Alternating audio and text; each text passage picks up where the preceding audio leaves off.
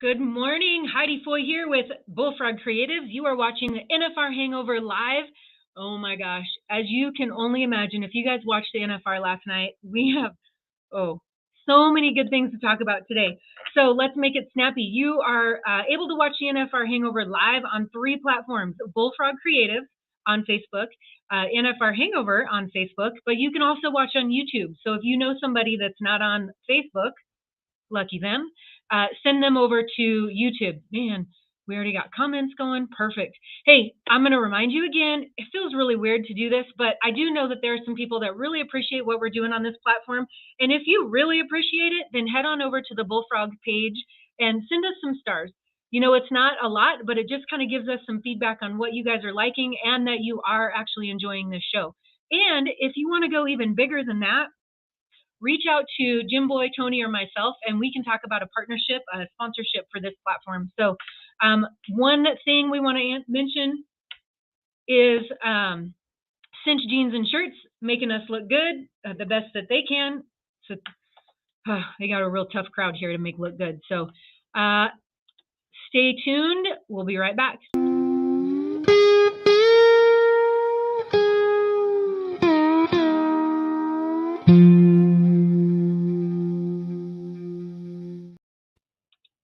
Hey, before we kick off to the good stuff, we want to give a shout out to another one of our partners, Williams Studio. They are actually set up at Resorts World. There is, what are they calling it? The event center behind Resorts World. I think it's in a big tent. But these guys are set up there. They have super authentic Western bronzes.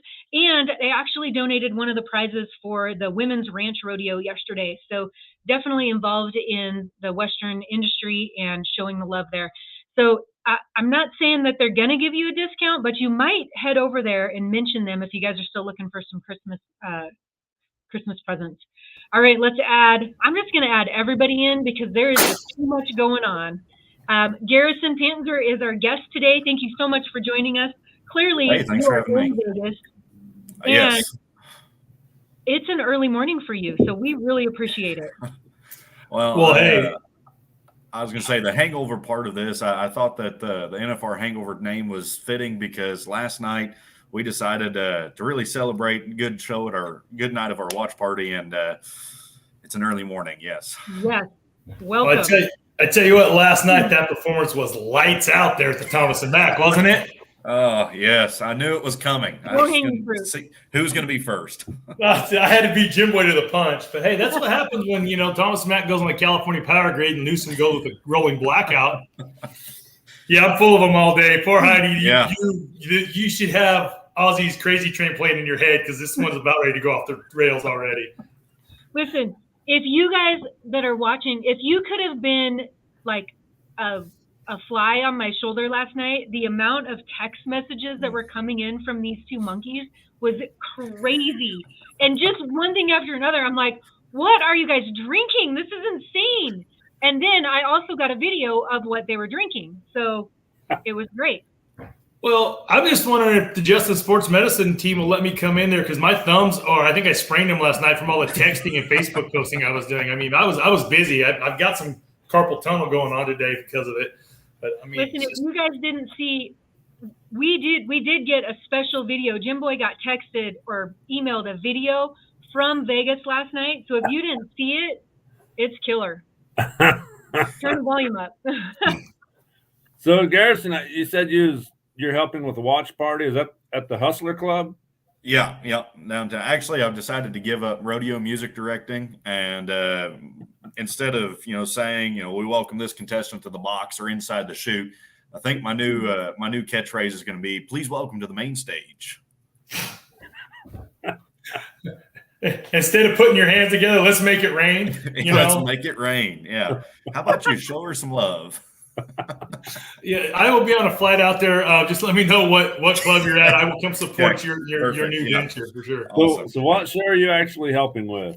So I'm actually helping with the American Hat Watch Party at the Plaza Hotel. Chris Rankin hosts it every night, and then I'm kind of the jack of all trades, master of none. The audio, video, lighting, comedic relief. Last night when the lights went out and everything, everything happened. Now, I do have to – this is a shameless plug. I do have to say this. Now, I don't know if those guys at the NFR had ever experienced that or not, but I am well-versed in lights going out at rodeo. Matter of fact, the big rodeo in Park, Kansas. I don't know if you know where that's at. You probably have no idea. If you looked it up, you would miss it on the map. Where? Park, Kansas. Oh, yes. I remember the first time Jessica took me to that rodeo. It's a I didn't tiny think we went to the edge of the earth, but I could have thrown a rock. Yeah, little tiny one. I'm pretty sure the arena lights were being run off of a little Onan generator, and they ran out of fuel one night. And yes, the lights went out right during the slack. So it was a good time. Listen, I'm sure, well, it might be the first time in Vegas, but it's not the first time at any other rodeo. No. We had it happen at the CNFR. Calf roper was halfway down the arena, the lights went off one year. So it's not as uncommon as people think. On the biggest stage, it's uncommon. But I tell you what, Jim Boy's been petitioning them, get rid of the hand crank. They used the electric winch last night to raise the stage. They blew a fuse, and look what happens. That's exactly they listen to you, Jim Boy. That's exactly what it was. All right. Well, I actually think Justin McKee hit a light pole trying to get from the pre-rodeo deal over to the doghouse. So. Get over to the Resort World. His Uber hit the pole. I got a text here. The Rocker Steiner groupies promised to stay out of the Thomas and Mack parking lot with their monster trucks. Hey, speaking of the boy, thank goodness he won a round so he can pay all them fines, huh? Well, I think he got fined last night after his ride because I think he dropped the F-bomb and said, "Let's go." He was amped up. And I'm thinking, okay, I want to see the blowback on Facebook for you. I mean, because he was jacked up. He made a great ride. He let his hair fly last night. Very deserving. But he was just pumped up. So I want to see the fine sheet today. Yeah, I do too. To that point, it's been funny how you're either Biden or Trump. I mean, you're either pro rocker or not. Yeah. And I see both sides of it, but I promise you, it still cost him a few points. Oh yeah, last night. Oh yeah. I mean, it's still. I mean, he won the round, but it's still. I just want to know what Wyatt Casper and Clayton Bigelow did to the judges before the NFR and Kai Hamilton, because they just can't seem to get anything. He just makes it look too easy, I guess. Yeah. Donnie's convinced that Kai just makes it look way too easy. Like he needs to struggle a little bit. Struggle. Do some Billy Atbar. Yeah, head popping. I don't know. Goodness. Clearly, I don't know how to ride a bull. So whatever that looks like. Garrison, how have the watch parties been? I'm sure you guys are packed every night. Yeah, it's been good. Packed out the other night. I ought to get a video and send it to y'all at some point, but.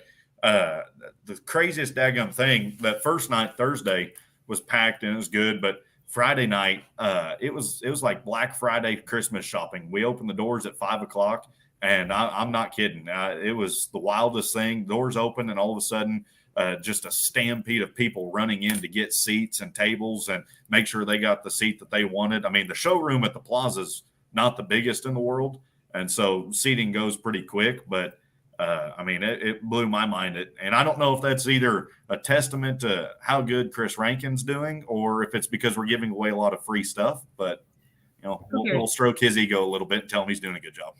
Well, they might have heard you had coming to the main stage next. Yeah.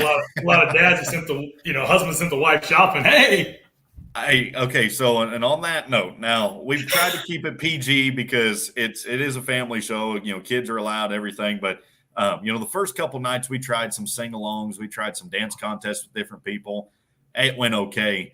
The best one was, I think, 2 nights ago. We had these 2 rather large dudes come on stage, and things got weird. So Rumford got on stage. Yeah. His twin, at least. So one of the agents, speaking of Rump, one of the other Coldwell Banker agents in our office just got back. He does have some black circles under his eyes, but he just got back and he said, "Who is that guy that does the clowning at the CNFR?" And I was like, "That's Rump." And he said, "I swear he was in the audience, and it's the last one. They go to the audience and he takes his shirts off and dances." And I started laughing. I'm like, "I'm pretty sure that's not Rump, but I get what he goes, man, that could be his twin." And that's Rump-esque right there. It's not Rump, but it's Rump-esque. For sure. So I got to tell you guys. So yesterday, and I've had Garrison on my mind about having him on the show, and I've been kicking around who to get on the show, and so yesterday I'm like, Bob Tallman. We should get Bob Tallman. So I reached out to Bob, and he got right back to me pretty quick. It didn't take him long. And he's like, no? I just got back from Vegas. He said, I'm actually out in West Texas working on a real estate deal or something. I don't have real good service. He said, let me check it out and see what I can do. Well, being as I couldn't get him, I went to the next best thing. I got Garrison. I reached out to Garrison. And I part of this is, Garrison has come on the scene, the music and announcing. It's been awesome. And if you'd have been at OSU's college rodeo for the tribute that he did to our girl, to Lariat, that was awesome. Knocked it out of the park. I couldn't have made it through. There's no way. But I want him to tell you the story about out at the convention the other night, a little story he told me about his being y'all know Boyd. Tell us that story there, Garrison. Oh, so on top of running music and announcing, I have kind of started to do a little bit more production, from start to finish of the show, call, direct, organize, coordinate. So this next year, I get the chance to be production manager at the Central World's Toughest Rodeos. We've got 7 stops along the way, and I'll get to go to 6 of the 7 just because of conflict of dates, but one of the stops is Columbus, Ohio. And the announcer at Columbus, Ohio is Big Bad Boyd Polhamus. And the other day at convention, right before NFR started, I was walking upstairs to the contract personnel mixer, and standing outside was a whole group of them. I think Anthony Lucia was there, Boyd Polhamus, Bob Tallman, Garrett Yerrigan, I think Matt Tard, John Harris. Just a whole crew of them all was right there standing around there talking. And they see me coming, and immediately they start dying laughing. And then they get real serious as I get there. And, of course, I'm like, all right, well, I knew I was going to be the butt of this joke. So I was like, well, it's so funny, guys. And first one to speak was Boyd. He looks at me and says, so I hear I have you as a boss at Columbus. And which I knew I did, but I sat there, yep, yes, sir. Yep, that's exactly right. Yep, uh-huh. And then they die laughing, and Garrett slaps me, and he says, you idiot. You just showed him fear, and now he's going to ride you like a rented mule. And so needless to say, I might have already, stepped off into the deep end pretty far. And I'm in for it at Columbus, I think, with Boyd. Yeah, if I could give anybody a tip, it would definitely be like, don't back down. You should have said, you bet, and you're going to do what I tell you, and you're going to shut up otherwise. We're gonna start right now. Let's not wait to Columbus. Right now, I'm in charge. You're not rewriting my script. No, I should have bowed up to him, but unfortunately, I think that would have went a little worse for me. I get it. I talk a big game now, but yeah. Well, and that's exactly right. So when I found out about this, because Garrett has been the one kind of hiring some of the personnel for all these tour stops, and he made that decision. I didn't even know Boyd was in the works for it. I just assumed he'd be busy and have stuff. And so I get a text message one day, and Garrett, all it said is, congrats. Okay, for what? And he says, you're going to love your announcer at Columbus. Okay. And I was thinking it was going to be him or somebody else, or anyways, I just said, well, who is it? Boyd Polhamus. And I think I sent one of those gifs of somebody blowing into a paper sack, hyperventilating, and then tried to, play it off as, he don't scare me. That's just another guy. Don't matter that he's done, don't matter that he's done any other production at the NFR, or he's announced it. One announcer, it's just Boyd. But then, of course, in person's a whole different story. Well, he's only like 6'9" or something. So. Oh yeah, 6'9", 380 pounds. He's built like my brother. So yeah. Yeah. I will add, so I had the opportunity, Garrison, I had the opportunity to do production at the CNFR and work with Boyd for 8 years, I think. Mm-hmm. And that first year, I probably peed my pants 3 times. But no, I mean, he brings so much experience to it. I learned a lot, and I would say probably by my 3rd year, I maybe knew what I was doing.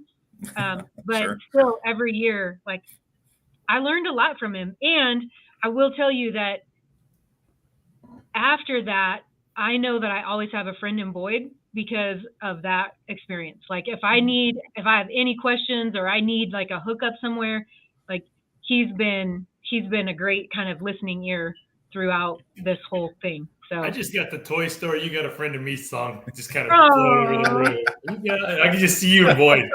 But I mean, he's giving me letters of recommendation. Like, I mean, if you work hard and you show that you're dedicated, and I mean, there you go. Yeah.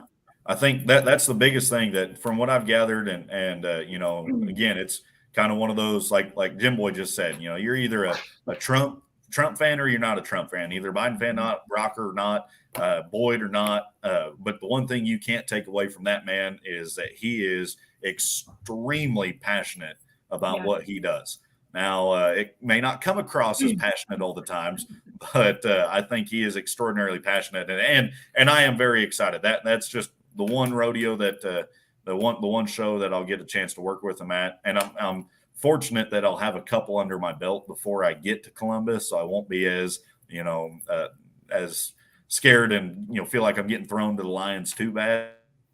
But I'm excited to learn from him. Very cool. All right, so before we go too much farther, I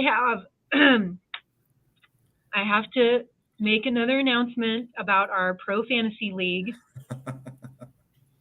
There might have been a little miscalculation, or due to unusual and unforeseen circumstances. That's the tagline. Yes. Yeah. Okay, so I feel like that the person that we announced as a go-round winner is going to get cinch swag anyways. And I do have to correct that the winner of round 5 was, in fact, Smith-built Mr. Guy Smith. And let's just say that it must have been the same secretary that was doing the bull riding this summer. So that's all I have to say about that. I'll tell you what, I'll send Amy Reed a T-shirt or something. I'm not sending Guy Smith one. Okay, so with that, then let me make sure. Okay, now round 6. Last night, our Pro Fantasy. Listen, this is going to cause just as much smack talk as Guy Smith. Yeah. So, yeah, you probably messed up again last night, didn't you? Sure. I'm sure I did.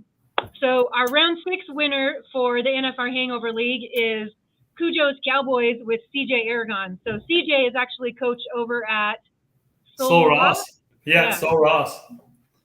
So, yeah, I mean, it's possible because technically everything on Pro Fantasy is still unofficial. So, who's the first loser?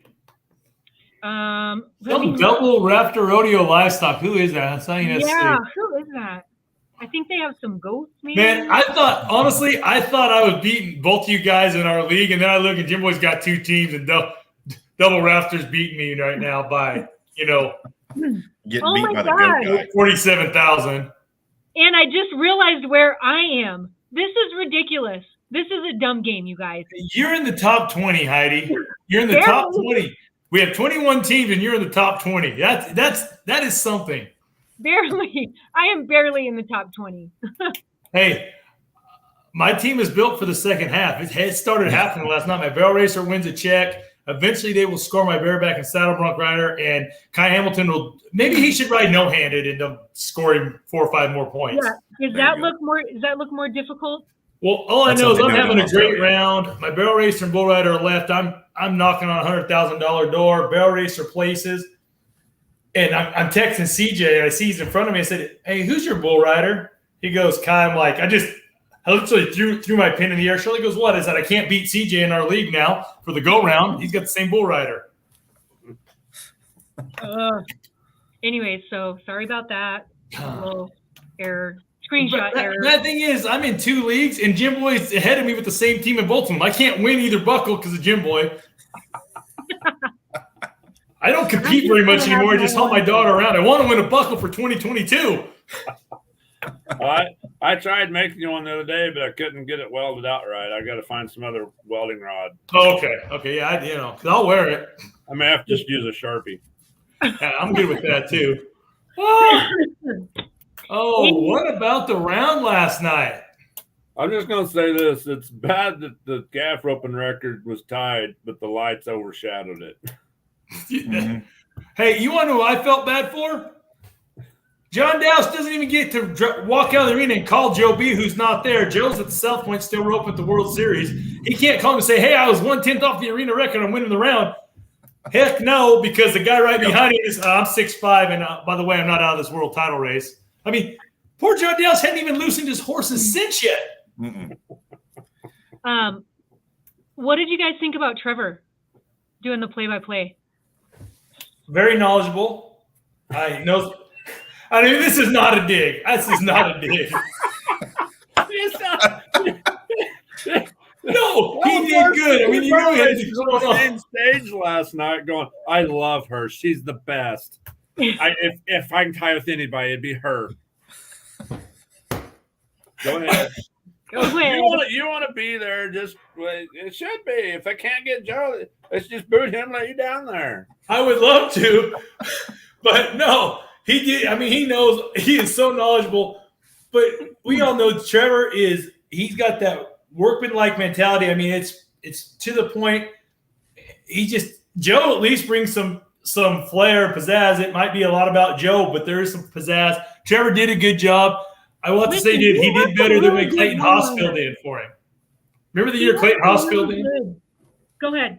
Remember the year Clayton Haas filled in for Joe when he was having throat issues? Poor Clayton looked like the deer in the headlights out there.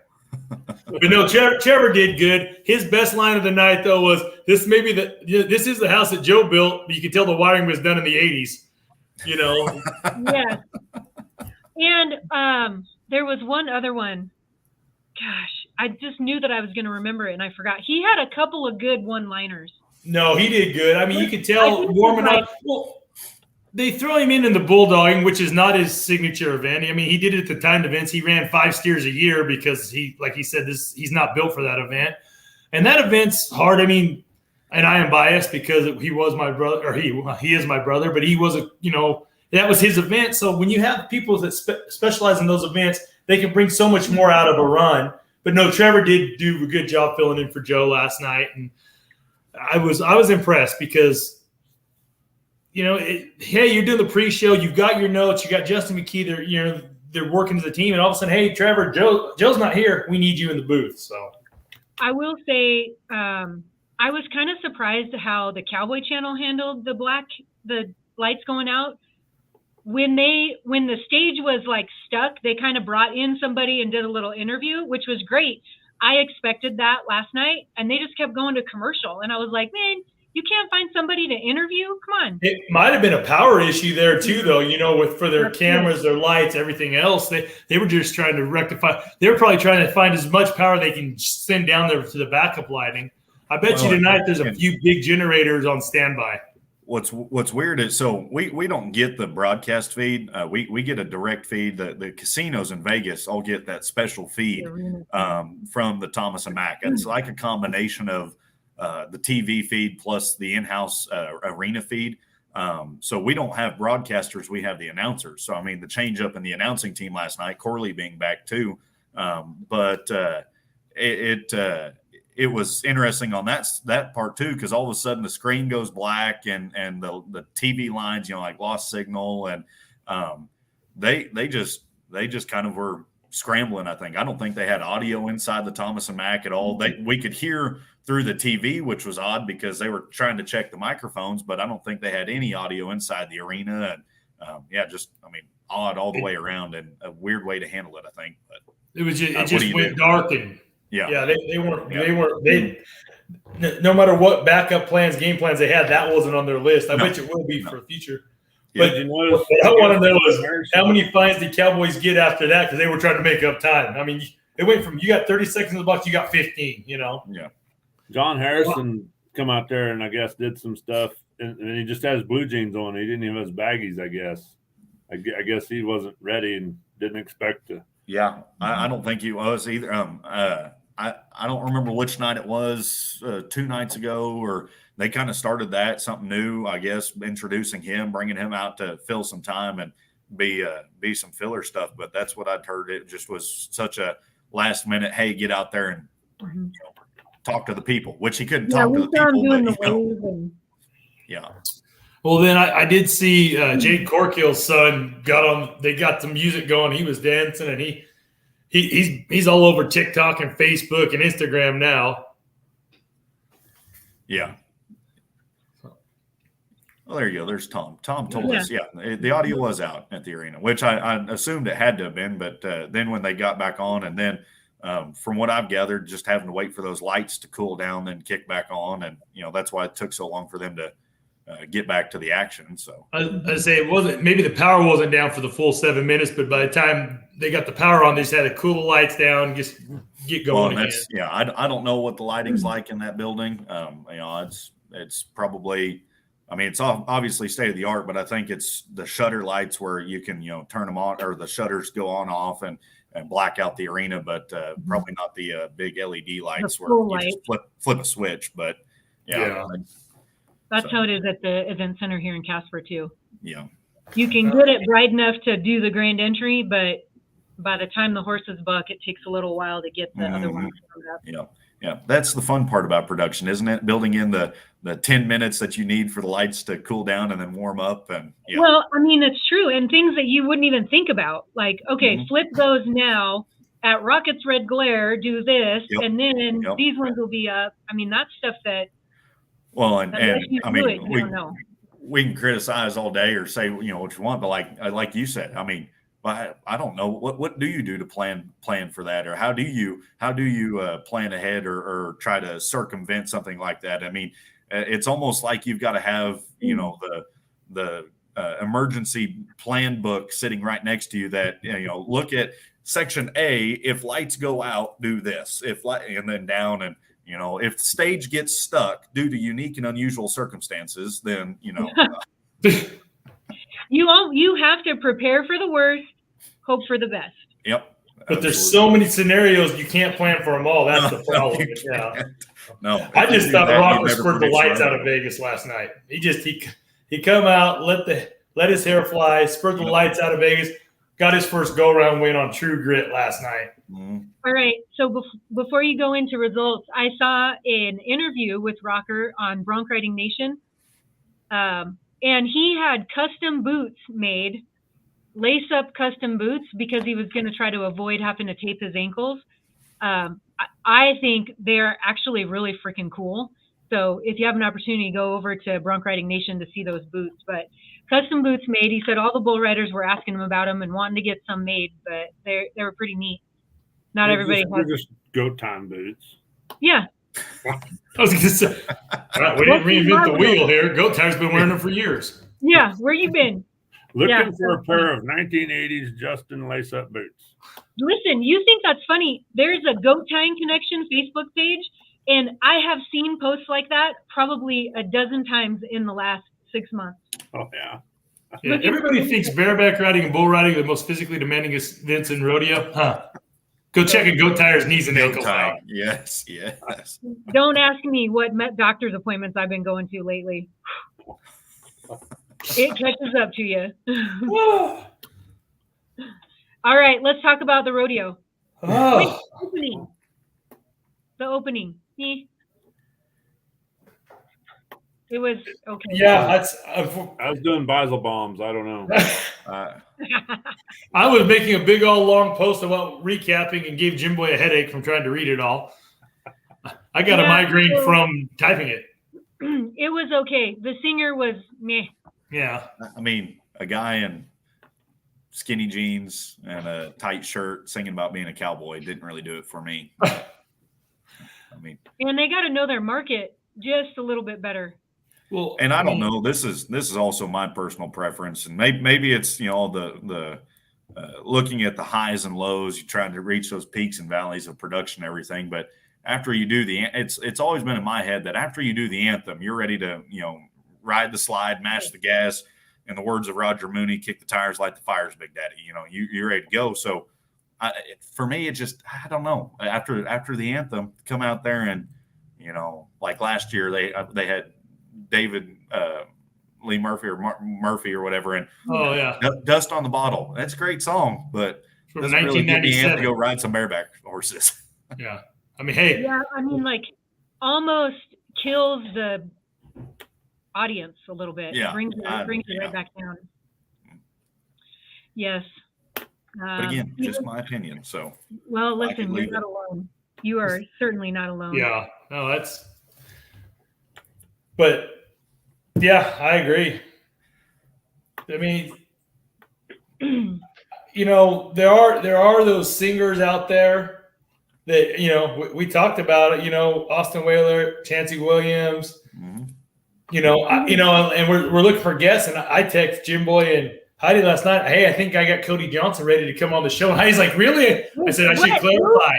Cody Johnson's a guy that comes and works on my well. He's here in Stephenville. But I mean, it's different Kojo. I should have clarified. It was pretty exciting. Different Kojo Nation. But yeah, Well, that lady there just made a point. I said that the other day. Instead of the concert, run the breakaway open. That gives people still time to find your seats. Well, doesn't say. I mean, I understand tradition, but do we really have to start with the barrack riding? I mean, start with the breakaway open, and that gives people more time to find their seats, and then we can get going. And I was telling them the other day, it's hard. Sorry, I didn't mean to jump in, but it's hard to defend them.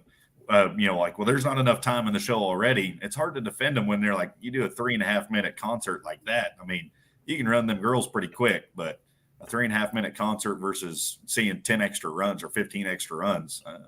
And it seems to me like they're doing more this year of presenting people for different things. And everybody loved the John C. Cole deal, but it just seems like there's something, they're doing something. And the kiss cam, which, I seen somebody the other night get rid of the kiss cam. One reason they do the kiss cam is the pickup men are switching horses. They do the kiss cam to get your eyes up in the ceiling so you don't notice what they're doing down below. It's smoke and mirrors. It's like David Copperfield. But I thought it was to see if they could catch, people that are out on the town with the wrong people in Vegas. Okay, gotcha. Hey, Garrison, I just want to tell you right now that if you don't interrupt Tony, you will not speak this entire time. Fair enough. I've got a sign posted over here that says, slow down and let other people talk. My wife put it up for me yesterday. Can I get a copy of that sign? I think there's some people that agree I need it. I just got so much to say in so little time. Heidi asked me yesterday, how do you talk so much and not breathe? I don't know. All right. Did we hit on the barrack ride? You can go to the calf. Well, the calf roping. Oh, there's other things. The bulldogging. The Louisiana Lightning Bolt, Tristan Martin, just stole the round last night from the Mississippi Mauler, Will Loomis. I just made those names up while I was running today. Man, that's pretty good. I just think they were afraid. Whoever had Will Loomis in their fantasy team was in charge of the lights, and they knew Dakota had a good steer, so they iced the kicker for 7 minutes. Yeah. Right there. Okay, I missed 2 things last night. Dakota and my team roping team, because I was like, wait, what just happened? Tell me what happened with Dakota's run. He was 4-1 last night. Okay, because I blinked, and then I didn't see anything. I feel like they need to show us times more than once for people that aren't paying attention. Well, I think I've noticed they haven't put scores or times up at all sometimes, they're scanning the crowd and then you hear a bareback ride going on. And, hey, that was my guy. 43 points. Huh. Okay. So Dakota was he was riding in when the lights went out, right? Yeah. Like Tony's comment. What's this fine going to take Dakota? What are they going to charge him? Taking too long. You're going to blame that one on Dakota. Tough. I don't know if they showed this or not, and I can't remember who it was, but like after that, I think they had to kind of throw that rule book out or whatever, because I think they let somebody blow the horse down the arena. after they had to sit there for as long as they did. I'm pretty sure through our feed we saw, at least one or two guys do it. Anybody else that was there can correct me if I'm wrong, but from our feed, it looked like they sent somebody down the arena and just to free them horses up. I put a comment on, hey, all you steer wrestlers, go score a few, rattle the gate, get Coleman, let Coleman go there. Yeah, that was good. Well, they might have just done it. They're going to find him anyways. I mean, shoot. But no, so yeah, Tristan Martin goes out of the average in round number 5. He was sitting really good. Goes out, wins around last night. Will Loomis scratches again. He's 3.8. Nick Guy 3.9. Tanner Bruner 3.9. And 4 flat. JD Struckness and Timmy Spar and Dakota Updridge split. Win 2,300 a man with the 4-1 in the steer wrestling. The projected world standings is still Stetson Jorgensen. Average right now. Your leader in the steer wrestling, the big man's event, Kyle Irwin, the Alabama Slammer.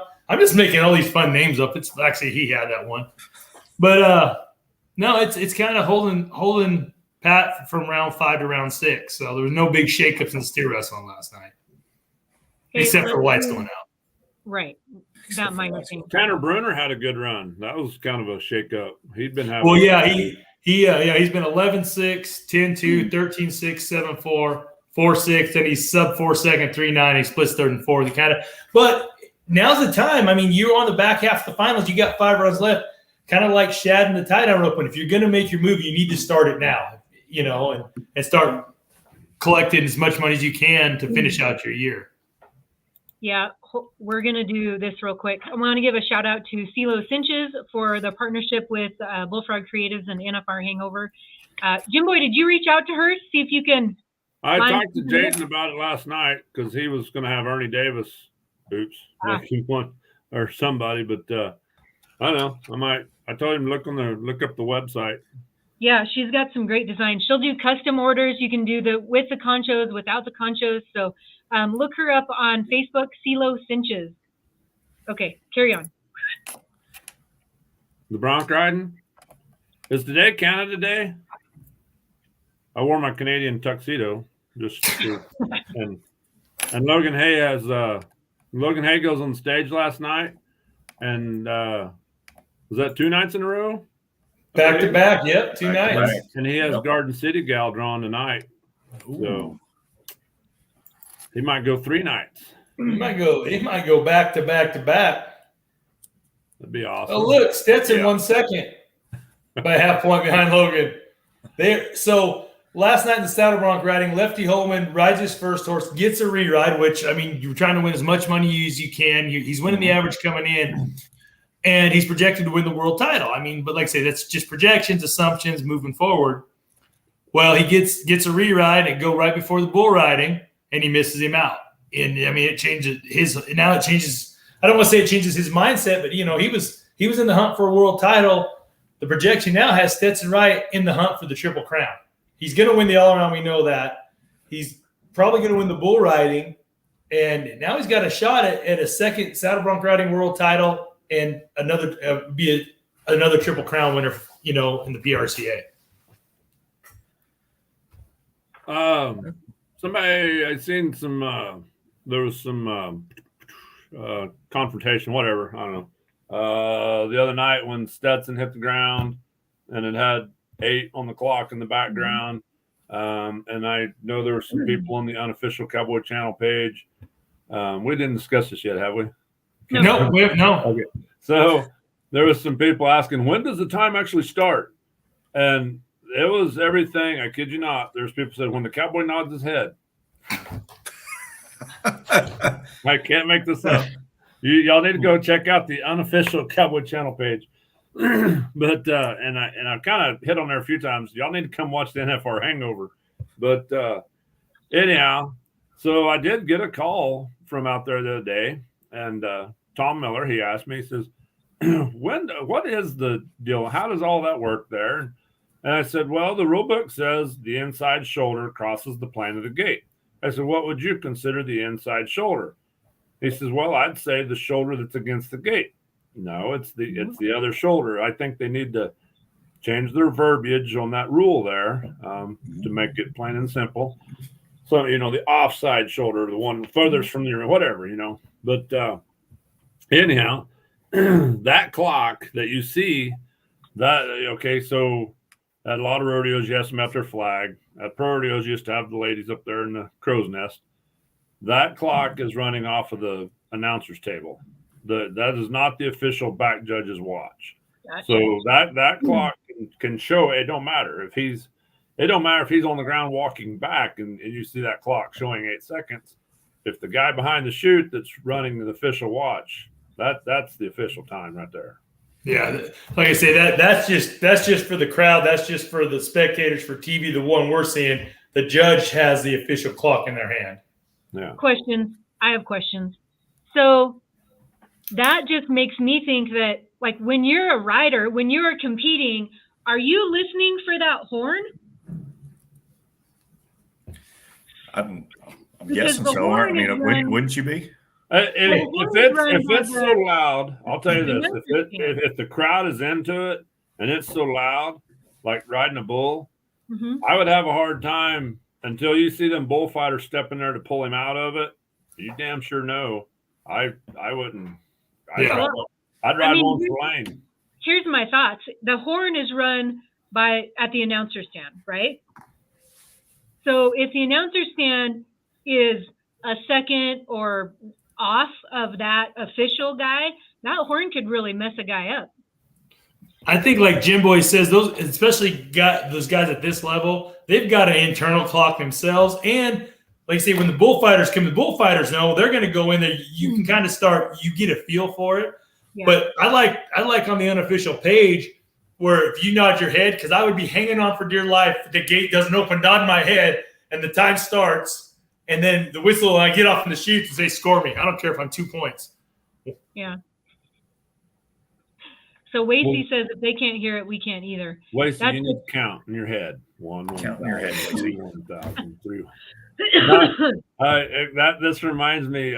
So Bill Hacks, a stock contractor from down here in Texas Panhandle that I grew up working for, learned a lot of stuff from. He used to tell them bullfighters, "Hey, this guy has Judd tonight. Pretty good bull. I don't. They ain't rode him much. If he gets up there about 5 or 6 seconds, he's still riding him. You jump up there and pull him off."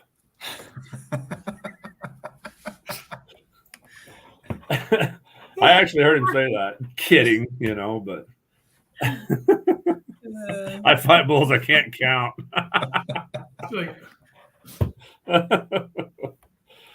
Oh, shoot. True story.